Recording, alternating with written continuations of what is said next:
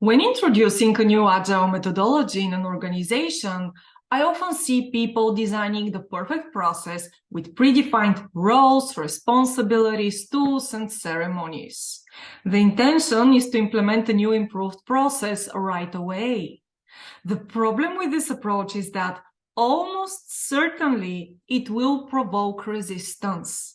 And if you don't meet that challenge in the most effective manner, you risk putting your entire business agility initiative under threat. This is where the Kanban method shines brightly.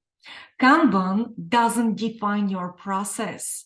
Kanban sits on top of it and exposes the practices to help you improve that existing process. Furthermore, these are not set in stone. What I always say is that there are no best practices in this business.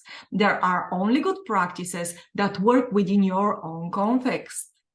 If a practice suggested by the book works well for your team, your business, and your customers, by all means, make it a standard. If it doesn't, discard it right away. That's the main reason why there are no two identical Kanban implementations. The power of Kanban change management lies in your ability to support your own business context.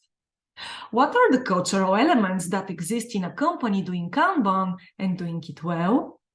Kanban change management suggests three main principles. Start with what you do now, gain agreement to pursue improvement through evolutionary change, and encourage acts of leadership at all levels. Let's explore each principle in detail. Number one, start with what you do now. One of the most difficult things to deal with when you're first starting anything new is that you have to stop the way you're doing things now.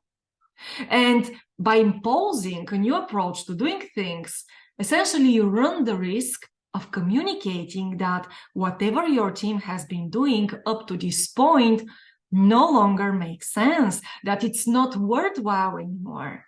This would come across as a direct attack on their personality. Start with what you do now instead.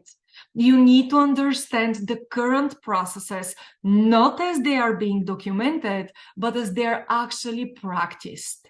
These processes are unique for your business and they have evolved for a reason.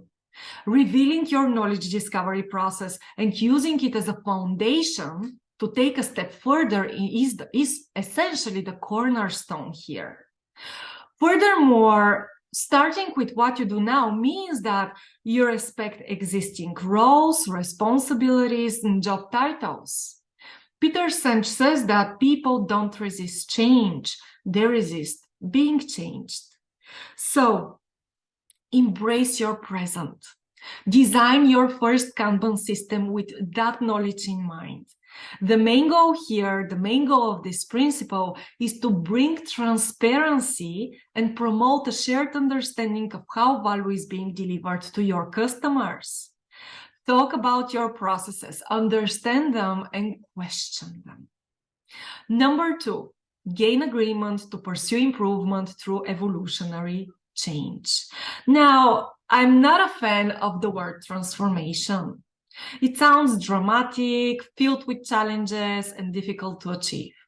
You don't need this sort of perception. During any time when you're introducing a disruptive change, you will meet resistance. If the change is too dramatic, you will observe the J-curve effect. And if the tolerance of your leadership is lower than the pain of change, your initiative will most certainly fail. Rather than making disruptive changes, gain an agreement to pursue improvement by making small evolutionary steps. Instead of transformation, think about your initiative as an evolution. It's important to achieve positive associations with the way change is happening and demonstrate the ways your work and your collaboration are improving. Create small, risk-free initiatives and measure the impact. As one quick win follows another, you are building up to a massive improvement. And number three, Encourage acts of leadership at all levels.